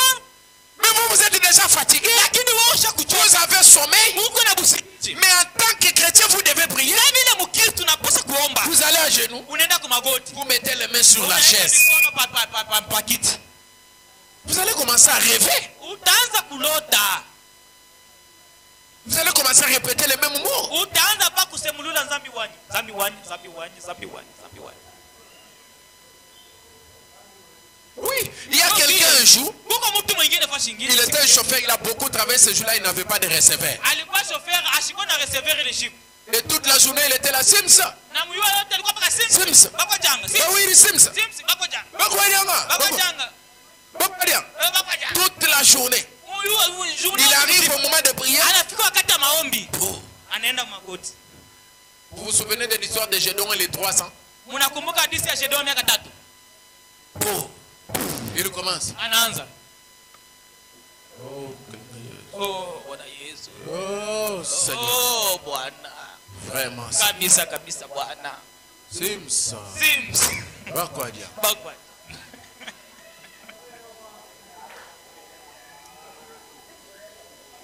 Ça a tellement tourné dans sa tête toute la journée. Donc binaicheza mkichwa chake kuyua mote. Et il commence à répéter ça dans la prière. Na anaanza Tu kusikula maombi. risques de t'injurier toi-même ou injurier même Dieu. Utafika na kuichambula wewe mwenyewe na Prenez la position qui chasse le sommeil. beba msimamo yenyewe tafukuza bushingishi. Soyez un soldat debout. Uko askari bwima. Tenez l'arme, commencez à lancer. Kwa silianza kutupa. La Kalachnikov céleste. La Kalashnikov ya mbingu. Alléluia. Alléluia. Lancez des balles dans l'écran. Utupe pale ngambo ya Et vous adui. savez un secret? Na mnajua siri? Laissez-moi vous donner un secret. Acha nimpatie siri. Quand vous priez fort pendant que vous êtes fatigué, Wakati kunaomba na sauti ya nguvu wakati nyusha kuchoka. vous êtes en train de donner des coups durs à Satan. Uko na mupiga shetani na mangumi ya nguvu. Vous êtes avec moi? Eti mko pamoja nami? Donc lorsque vous dépassez les limites de votre corps, Wakati unapitisha nguvu ya maungo yako. fatigué ou ayant sommeil, Usa kuchoka lakini hata vous vous levez sur les lits avec le sommeil. unanyangulika pa kitanda na Vous bushingishi. commencez à percer. Unaanza percer. unaanza kuingia, Le diable vous dit, unaingia. mais tu es fatigué. Shetani kuna kwambia usha Faut kuchoka. dormir. Maleko, utaomba hata Tu busingi. dis, je ne dors pas. Unasema sitaomba, Tu sitalala. continues. Mimi naendelea. Tu continues. Unaendelea. Tu continues. Unaendelea. Tu continues. Unaendelea. Je vous dis, Naniambia dès que tu dépasses cette étape-là, wakati unapita ile kiwango tu ile es un aigle qui s'envole et on unakuwa ne peut plus ni t'arrêter. uko na ruka huko naenda na kuna mtu akufuata. Tu vas avec une vitesse Unaenda na haraka sana. où le diable reste à des milliers de distance. Shetani anabakia mbali sana. Et tu peux, une prière pareille, Na maombi ya vile elle reçoit la solution. inapataka suluhisho. Parce qu'il y a un sacrifice dans ça. Juu kuko kujitoa mule ndani. Quand les enfants regardent tout ça, Wakati batoto Ils regardent tout ça. Beko naona vile vyote. ça va devenir naturel en eux. Itakuwa kitu cha kawaida kwabo. Parce qu'ils sont habitués à ça. Juu basha kukizoea. On n'aura pas besoin de leur prêcher pendant de longues années pour leur conversion. Hakutakuwa lazima kubahubiri miaka ya mingi juu bapate kuamini. Frère Branham dit, Ndugu Branham anasema, enseignez vos enfants à bien agir, mufundishe batoto wenu batende vizuri. à être honnêtes, Bakwe bantu bakunyoloka. à être francs Bakwe bantu bakunyoloka bawazi. et loyaux. Na bantu bakujeshimi kwa Même sauti quand yabo. ils sont à l'école. Hata kama beko kumasomo. Souvent les enfants sont enclins à se copier les uns les autres. Zaidi batoto banafuatirishanaka mmoja na mwingine. Se copier, c'est-à-dire se tricher. Kufuatirisha doke On kuibiana. connaît aussi ça. Ndugu Branham anajua ile. Frère Branham dit, Ndugu anasema ainsi ils essaient de favoriser leur promotion à l'école. na kama beko napenda kupita Nenda tafuta kupata mapoint. bapite masomo. Mais vous savez, Mnajua je pense que si vous l'obtenez par votre propre mérite, kama unaipata na akili yako wewe mwenyewe vous saurez d'autant mieux apprécier la bonne note sur votre travail écrit. utapenda kabisa ile mapwe yenyewe batakupatia kwa mwalimu wako. Vous qui étudiez encore, vous m'écoutez? Mwewe wenyewe mngaki nafunda mnanisikia? C'est bien d'obtenir les points que tu mérites Ni mzuri upate paka mapwe ile mwalimu anakuwekea que de tricher. kuliko kuibia ma réponse. Au moment des examens d'état de fin d'études secondaires, Wakati ya examen d'état ya 6e prière secondaire, tous les amis, tous les gens de l'école étaient partis dans le maquis. barafiki yangu bote batu wote kwa masomo baina kwa mamaki. Ils ont cotisé des sommes d'argent pour faire les labos. Vous connaissez les labos, vous les finalistes. J'étais aussi élève, il ne faut pas se jouer les mots. Ils ont cotisé de l'argent. Ils ont convoqué une réunion. Ils ont dit si nous avons $200, nous allons faire les labos. Nous allons acheter les carnets des examens, faire travailler ça par un professeur. Item, voilà. Et nous allons faire ça. Maintenant, ce n'est pas les anciens, donc c'est-à-dire labo. Voilà. Vous connaissez les labos. Alors, ils m'ont convoqué aussi dans la réunion. Je me suis assis là. Il y avait un ami qui est aujourd'hui pasteur ici. Il était aussi là. C'est lui-même qui était à la tête. Richard, ils ont commencé à dire, nous connaissons déjà ta position. Nous savons que toi, tu ne vas pas accepter ça. Mais si nous avons seulement voulu te proposer, si ça te plaît. J'ai dit, mais vous connaissez déjà ma position. Mais vous m'avez appelé pourquoi? Je ne vais pas participer à ça. Et je ne serai même pas dans vos maquines. Mais je vais réussir. Je serai premier. Laisse-toi. Toi, tu es pasteur.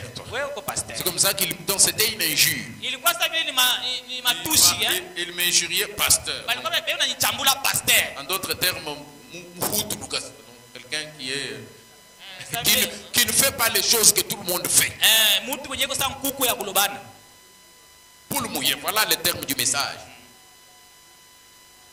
Et ils sont allés dans les maquis. Ils ont travaillé. Moi, j'étais toujours là avec mes cahiers.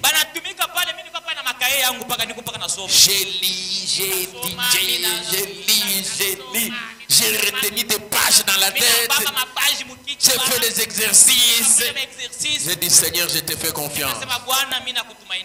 Quand je vais arriver là-bas, sois avec moi. Je vais réussir. Et je voulais obtenir la bourse pour aller au Canada. Malheureusement, les pourcentages n'ont pas pu atteindre les niveaux que mais à la fin, quand nous avons terminé tout, au moment de la publication des résultats, c'est notre promoteur, Chibambanguna, qui est le nom de mon fils là.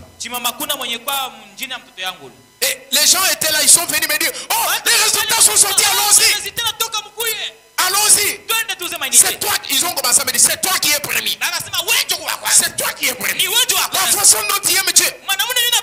Parce que beaucoup des élèves aiment Dieu seulement au moment des examens d'état. Mais toute cette année, toutes les années, ils sont toujours là dans des loyengues, dans des joies, dans des choses. Dès que vous êtes à l'école là, même à l'université, il y a un esprit qui saisit les gens. Et vous voyez, quelqu'un devient yangé. Des choses bizarres qui se passent. L'environnement là. Alors, comme ils savaient que moi j'aimais beaucoup Dieu, ils m'ont accompagné là et ils voulaient commencer à me jeter déjà des bunga. Nous arrivons devant les bureaux du promoteur. Et ils étaient là. Richard. Et moi j'étais là. Je faisais comme... C'est lui le premier. C'est lui le premier. C'est lui le premier. C'est lui le premier. Et vous savez comment on a communiqué les résultats? Oui, effectivement. C'est comme ça qu'on a commencé la publication. Richard est premier. Richard nous a Je suis entré là-bas, j'ai pris ma veste. Je suis allé à l'église pour veiller. Au lieu de sillonner les rues, de marcher, ça ne va pas vous aider à quelque chose. Réjouis-toi chez toi à la maison. Vous entrez là, vous attrapez les poules d'autrui, les chèvres des gens. Vous allez pour faire sortir les élèves à l'école. Ça vous aide à quoi? On vous a dit que c'est ça fêter. Branham nous dit ici, si vous avez un examen le jour suivant, au lieu de trotter toute la nuit et de penser en vous levant le matin, bien, je vais m'asseoir près de celui-là, de celui-là. Ils sont intelligents. Je pourrais copier sur lui. Si vous disiez simplement, avant que papa rende grâce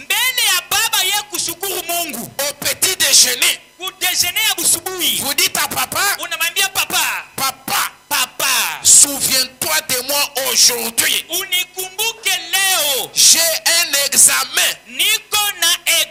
Ça, c'est une famille chrétienne qui prie et qui en a l'habitude. Et l'enfant dit à papa, souviens-toi de moi dans la prière, parce que j'ai un examen de chimie.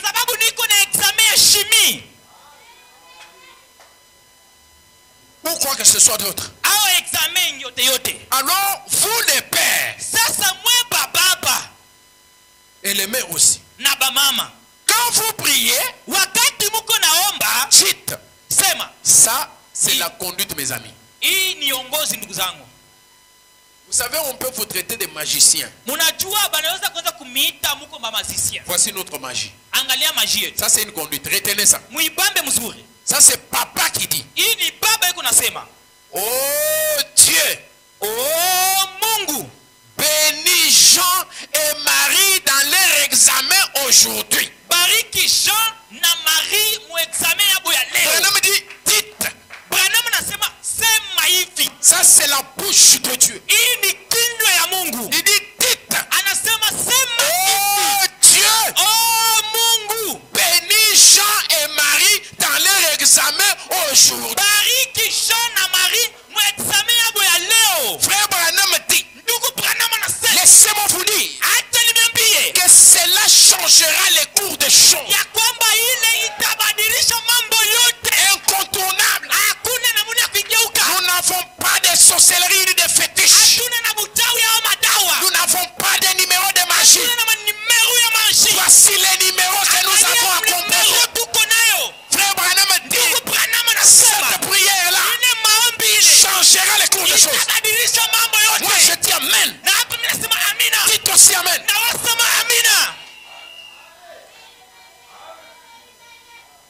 Cela changera les choses. Qui es-tu, grande montagne devant William Branham? Branham a dit que ça va changer les choses. Je crois pour moi et je crois pour mes enfants. Et cela s'est fait. Quelqu'un m'a dit, si seulement les gens pouvaient comprendre ce que tu dis, prendre cela en compte, il n'y aurait aucune situation qui va résister devant toi. Aucun obstacle. Ça c'est la conduite de Dieu. Amen. Gloire au Seigneur Jésus. Je sens l'onction maintenant. Mes amis, ce que Branham fait sortir de sa bouche, Ça ne vient pas de la bouche des noms comme tous les hommes. Ça c'est la bouche de Dieu. Un prophète, c'est la bouche de Dieu. C'est Dieu qui a parlé. Ah, ça c'est très profond. Je vais reprendre ça.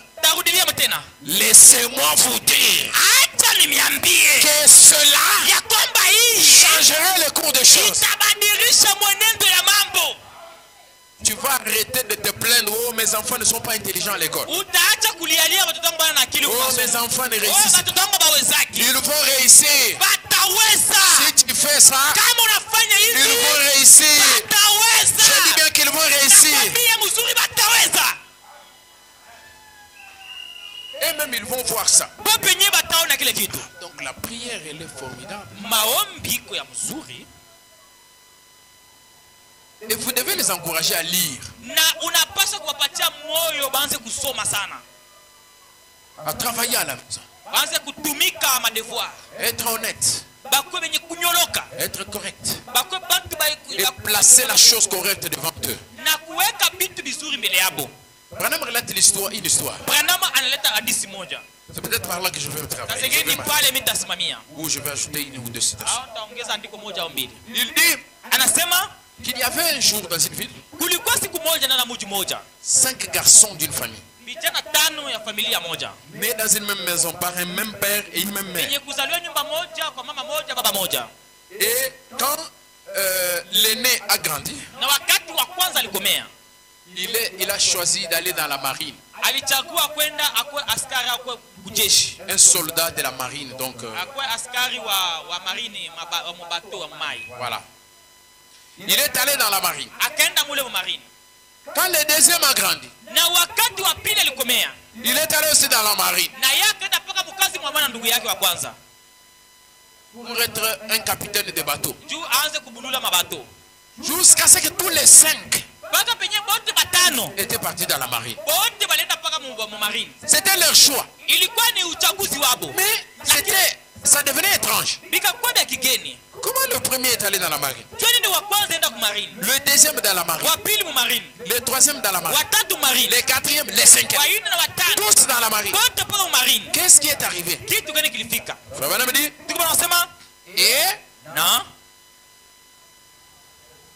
il n'y a pas eu de marin dans la famille de ces enfants-là. Dans les arrière-parentés.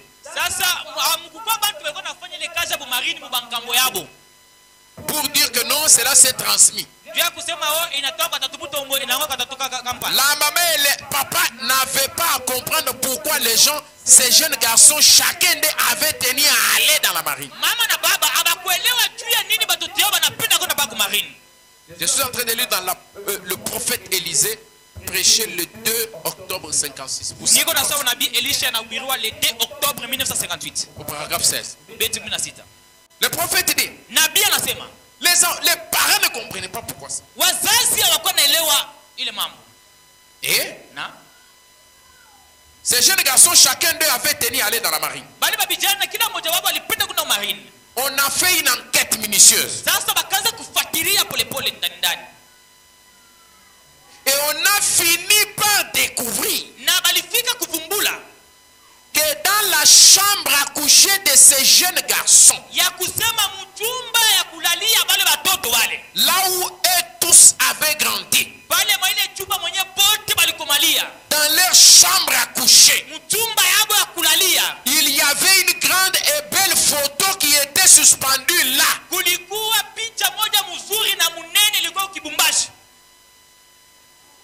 D'un grand navire naviguant sur une mer calme et douce. Et cela avait tellement impressionné l'esprit de ces jeunes garçons. Quand ils allaient au lit là, regardons cette photo. La photo d'un grand navire, un bateau. Sur une mer calme. Il s'est levé le matin. Il voyait un bateau sur une mer calme. Avant de dormir, d'aller au lit, il voyait ça. C'était dans leur esprit. de naviguer sur cette calme et douce mer. Et les marins, quand ils se réveillaient, le matin quand ils se réveillaient, la première chose qu'ils regardaient, c'était ces navires se frayant un chemin sur une mer calme et douce. Cela a impressionné l'esprit de ces jeunes garçons au point que chacun d'eux devint un marin. Écoutez la déclaration de Fabana. Oh, si la photo d'un navire peut impressionner des jeunes garçons au point qu'ils sont devenus des marins, les marins sur la mer, que devrait faire la photo du Seigneur Jésus-Christ. Voyez, placez toujours la bonne chose devant vos enfants. L'influence, l'impression de ce qui est devant les enfants, de telle sorte que même votre vie, ça devient une photo que les enfants voient. Disons-le d'une autre manière, un film, un beau film que les enfants seront en train de regarder. Ça va les impressionner. La photo de l'ange du Seigneur. Il se lève là, il voit la photo de l'ange du Seigneur. Le soir, quand il rentre à la maison, il voit la photo, le dessin de Jésus-Christ à 33 ans d'Hoffmann. Il se pendant le midi, il regarde, il voit la photo de la nuée. Ce n'est pas dans votre maison. Vous avez des grands calendriers où il y a des footballeurs. Ça va influencer les enfants. Ça va les influencer.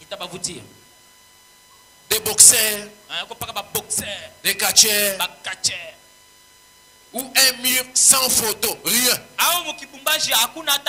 Dans la tête de l'enfant, ça sera rien.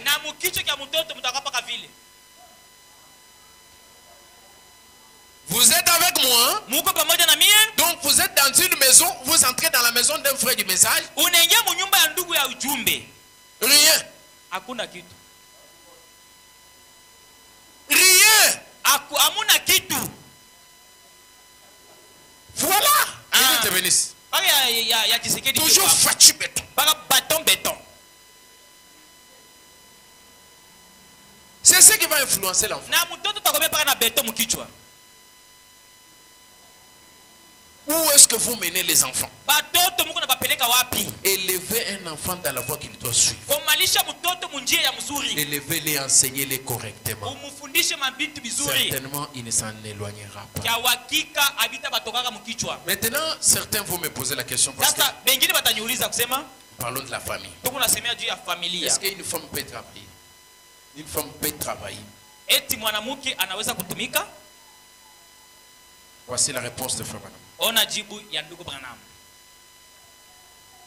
Il y a beaucoup de choses que nous pouvons parler dans la famille. Dans notre thème ici. Beaucoup vraiment. Mais si nous continuons à ajouter, on n'aura pas terminé d'ici 5 mois. Parce qu'il y a tellement beaucoup de choses. Tout ce que je vous demande, c'est d'être attentif. Dans les résumés que nous pouvons faire, dans notre condensé, que nous puissions obtenir une idée générale, globale et conçue de ce que Dieu veut que notre famille, spirituelle ou charnelle, soit.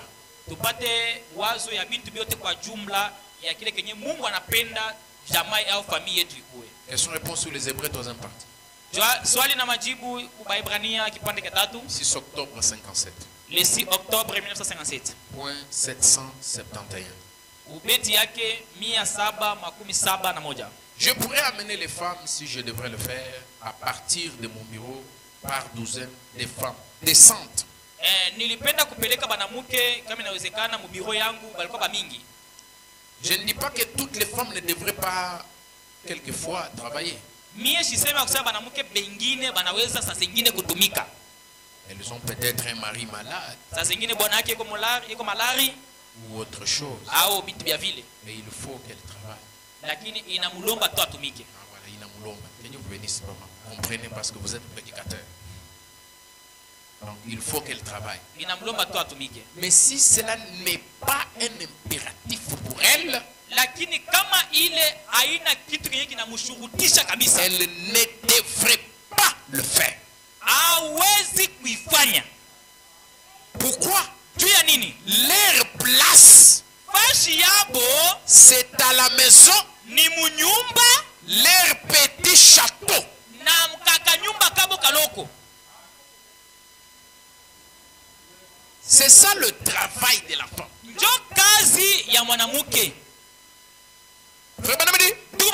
C'est exactement là qu'elle devrait être. Les femmes devraient être dans leur petit château. À la maison. Pourquoi? Pour élever les enfants.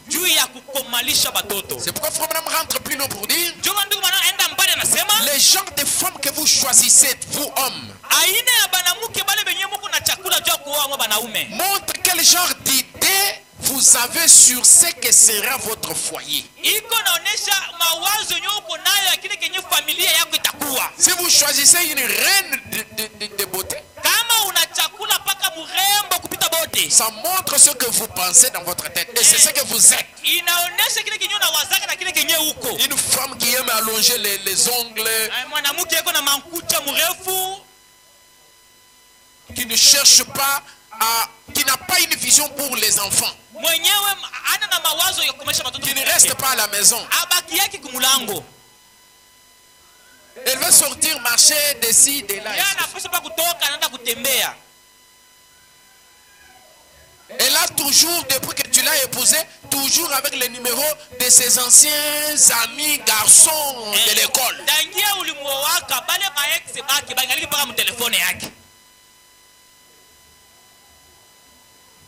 Et tout le temps, ce sont des messages. Bonjour, je t'aime. Vous imaginez ça? Frère Branham dit, dans Israël et l'église, vous avez compris ce que c'est au sujet du travail de la femme? Peut-être il peut arriver que le mari soit en difficulté, en difficulté de nouer les deux bouts du mois.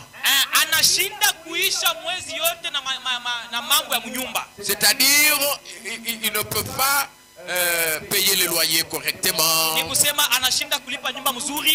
faire donc, les besoins de la maison correctement, donc son salaire est tellement moindre. Et vous vous retrouvez obligé de travailler. Branham dit, mais si cela n'est pas un impératif, vous ne devrez pas travailler. Oh non, mais Fachi Béton, il est en train de faire la promotion des femmes. Notre Fachi Béton est là.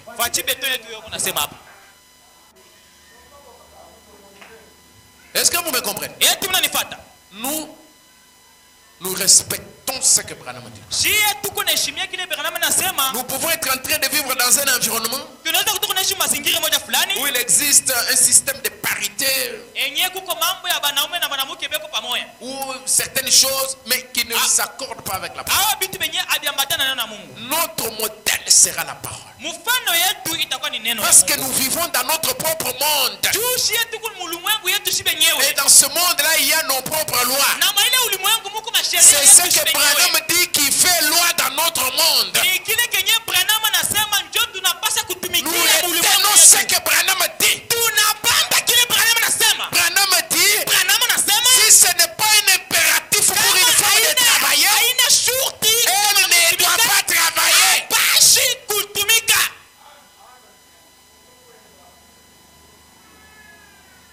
Israël et l'église. Israeli na Première kanisa. partie. Kipande cha kwanza. Ou Israël en Égypte. Paragraphe Au 103. Israeli kwa Egypte. Ubeti 103. Du 25 mars 53. 25 mars Je suis 1953. en train de terminer. Niko nenda namaliza. L'autre jour, une femme disait, Siku ingine mwanamke mmoja alikuwa anasema, j'ai 10 enfants. niko na watoto 10. Mais gloire à Dieu. Oh, tukufu kwa Mungu. Le Seigneur m'a appelé pour prêcher l'évangile. Bwana aliniita au Mungu aliniita nihubiri habari njema. Qui disait ça? Nani kwa sema vile? Une femme. Mwanamke. C'est Rani, est-ce que c'est correct? Sera ni eti binaniana kabisa. Elle ne le suivait même pas. Ashikuwa hata hapa wa benyewe.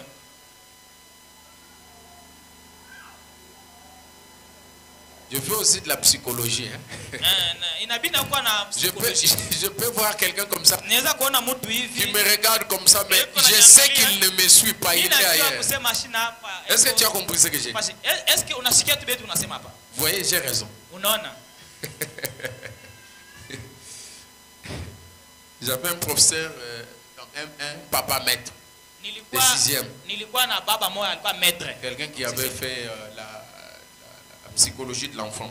Ule mwenyewe alifunda psikolojia watoto. Il pouvait venir comme ça et dire, Alipaswa kana nasema, Kanda, Kanda, donne-moi les rasoirs que tu avais là. unipatie bwembe nyo ulikuwa nao pale. Et vous voyez seulement Kanda, il met la main. Naona Kanda na wewe. Il donne les rasoirs. Anapeka bwembe. Vous vous demandez comment le professeur a su que Kanda avait les rasoirs. Utajiuliza namna gani profesa alijua kama Kanda alikuwa na ile bwembe. Il n'a pas vu Kanda avec les rasoirs. Ashikumona Kanda na bwembe. Mais par la psychologie, Lakini kupitia psychologie, il regarde et dit, anaangalia anasema, Kanda ici doit avoir un rasoir. Huyu Kanda huyu anapaswa kuwa na bwembe. Il pointe seulement sur la personne correcte. Anataka paka ule mwenyewe na bwembe.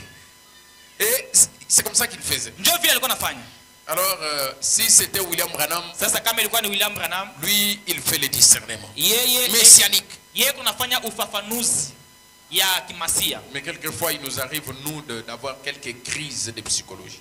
Mara nyingine nazifikiaka na sisi tunapima kufanya psychologie.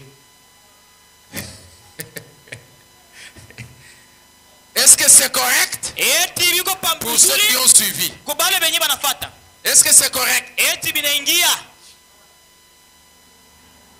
Mais ce que tu pensais là, c'était toujours en rapport avec la prédication. C'est ça. Ce qu'elle pensait là, c'était en rapport avec la prédication, mais elle était restée en arrière. Et qu'on a waza ramification. Maintenant, ce qu'on lisait ici déjà, on avait évolué, elle était restée. Ne permettez pas qu'une seule parole de ce que nous disons ici vous passe. Soyez là où nous sommes. Évoluez là où nous évoluons. Arrêtez-vous là où nous nous arrêtons. Et il ne faut pas laisser échapper une seule parole. Gloire au Seigneur Jésus. Je lis ça rapidement. Puis je vous lis les conseils de Branham. Frère Branham dit, la femme est venue, elle m'a dit, j'ai 10 enfants. Gloire à Dieu. Le Seigneur m'a appelé pour prêcher l'évangile. Est-ce que c'est possible? Sœur Annie, tu as bien compris maintenant.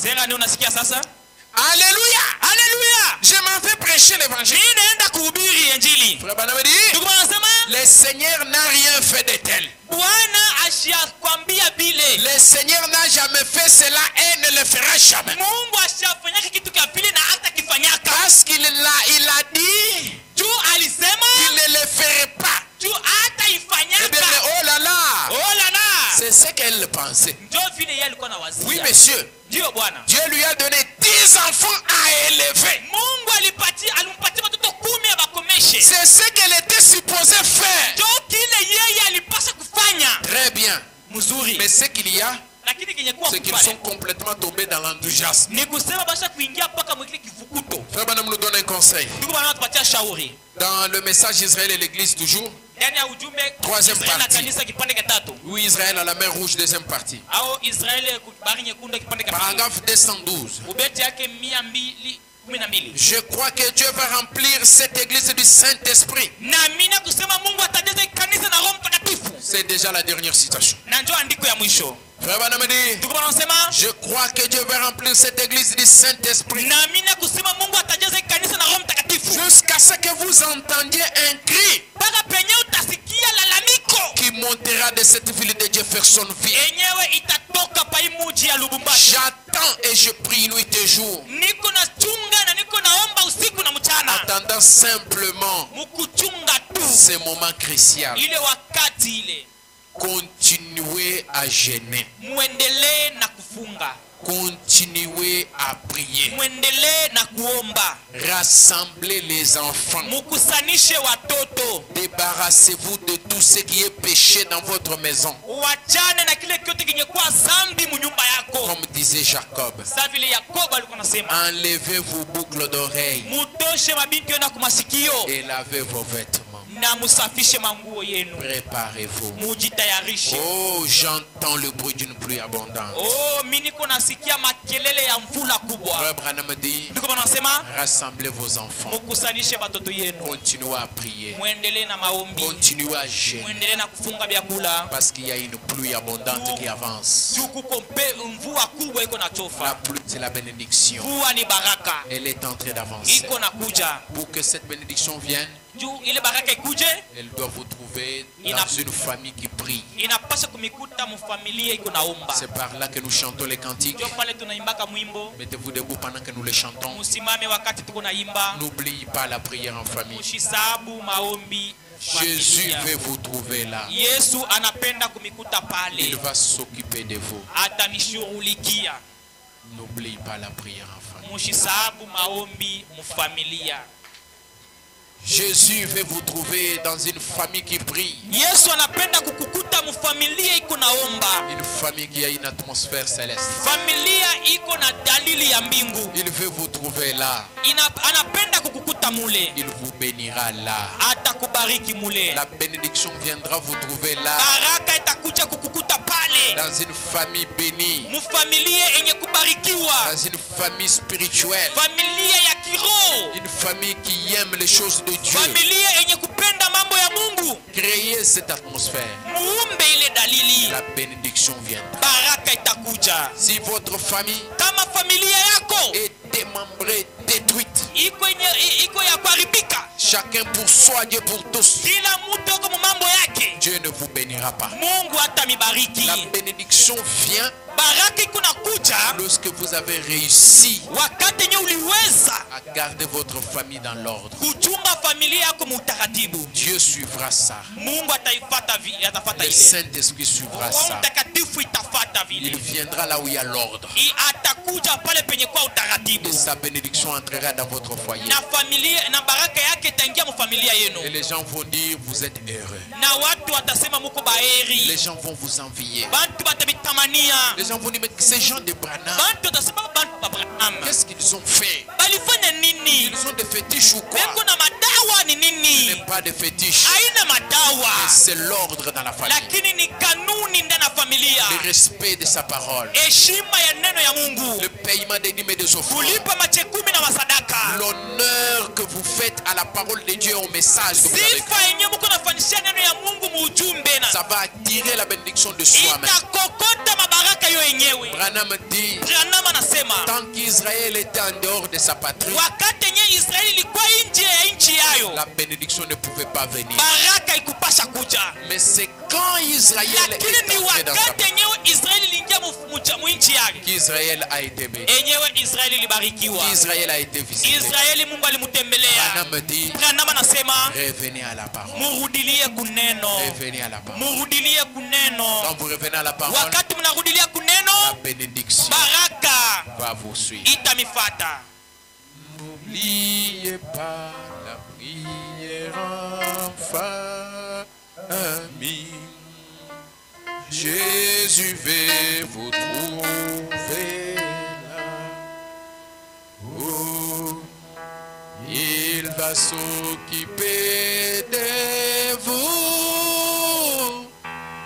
Oh, n'oubliez pas la prière. Répétons ça. N'oubliez pas la prière en famille. Jésus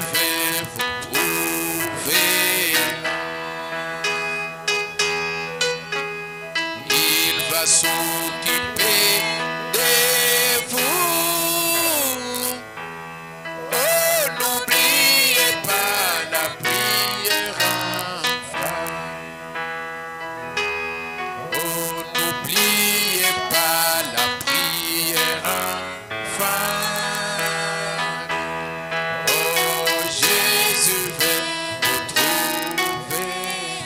Je vous donne 5 minutes pour prier. Je sais que vous aurez le temps de prier quand vous serez dans vos maisons. Oh, n'oubliez pas la prière. Dans le nom de Jésus avec toi. Oh, enfant de tristesse éternelle. Il va procurer la joie. Prends-le partout où tu vas.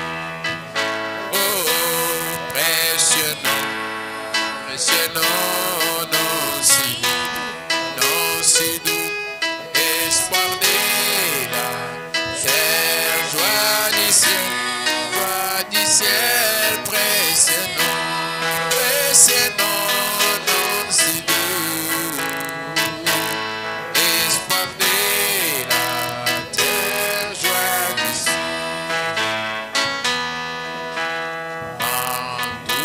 Toujours le nom de Jésus, comme vous qui efface au piège. Quand les tentations surviennent, murmure ses noms en prière. Précieux nom, non si doux, espoir de la terre, joie du ciel. Alléluia, précieux nom, non si doux, espoir de la terre, joie du ciel. Oh, précieux nom de Jésus, fais frémir nos âmes de joie. Oh oui, quand Satan nous accueille, nous chanterons ces cantiques. Oh oui, précieux nom, non si doux, espoir de la terre, joie du ciel. Oh, précieux nom, non si doux, espoir de la terre, joie. Alléluia, précieux nom,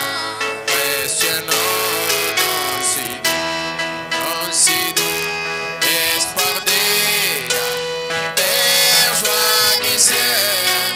Oh oui, précieux nom, non si doux, espoir de la terre, joie du ciel. Fléchissant au nom de Jésus, nous prosternons à ses pieds. Roi des rois, le couronnèrent. Quand le voyage est fini, alléluia, précieux nom, non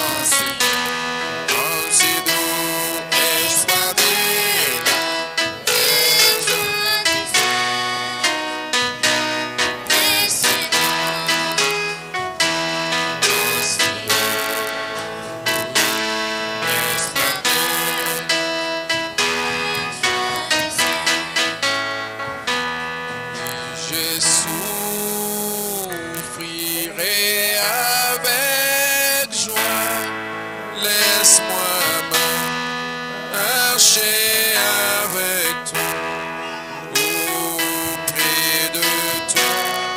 180. Près de toi, auprès de toi,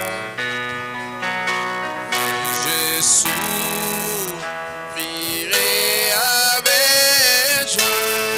Laisse-moi marcher avec toi.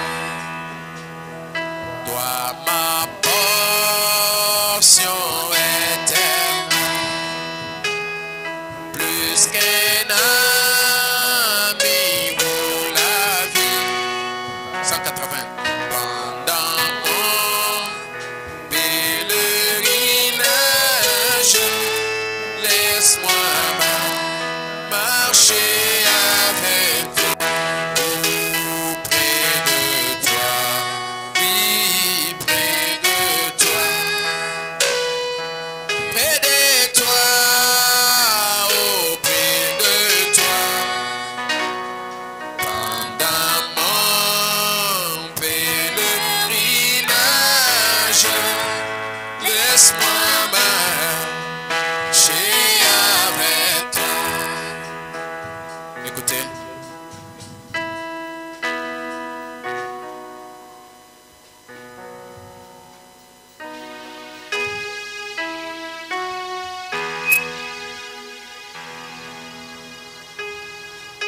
Seigneur Jésus, toi le Dieu de Malachie 4, le Dieu de William Aron Branham, toi qui es la parole révélée du jour, nous te disons grandement merci Seigneur. Merci, merci, merci Père. Merci pour cette merveilleuse exhortation de ce soir. Dieu bien-aimé, tu nous as parlé comme un Père qui exhorte ses enfants Seigneur. Tu nous as montré Père de gloire toutes les astuces Père pour bien conduire une famille Seigneur. Tu nous as montré Père de gloire les astuces possibles pour faire élever nos enfants dans la bonne voie Seigneur Jésus. Dieu bien-aimé Père de gloire, nous te disons merci pour cela. Merci beaucoup Père de gloire Seigneur. Parce que Seigneur Jésus, pendant que nous étions dans le monde, on ne pouvait pas écouter ces choses. Pendant que nous étions dans les églises dénominationnelles, on ne pouvait pas écouter Seigneur Jésus. Ça c'est ta bouche autorisée qui vient de nous exhorter ce soir Père de gloire. Oh Dieu bien-aimé, la parole ne sort pas sans effet. Quand elle est sortie Seigneur, c'est parce que tu as vu des failles Père de gloire parmi les gens qui sont ici Père de gloire Jésus, compte tenu de leur façon d'élever leurs enfants Seigneur. Dieu de William Aron Branham, nous savons que nous pouvons prendre la décision de bien le faire. Mais si toi, Seigneur Jésus, tu viens Père de gloire, c'est mon Dieu, derrière notre décision, ça sera tellement mieux, Seigneur Jésus.